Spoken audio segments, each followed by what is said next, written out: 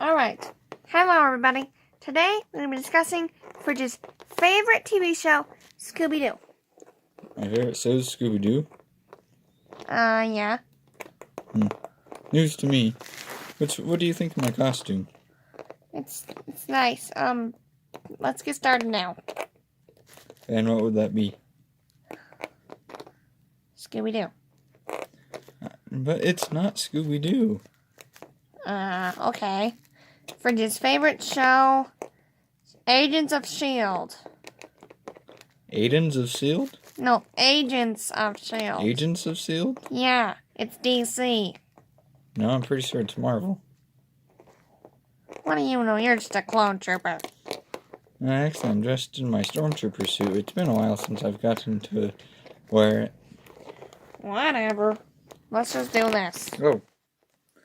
The camera fell over. Let me get that back up. Oh. Ow. What are you doing?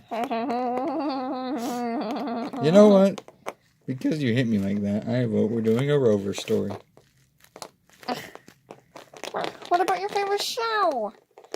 Arrow. Land Flash, Rover story. Land Rovers. Wait, that's not a show. Hey, I dang like it. that idea.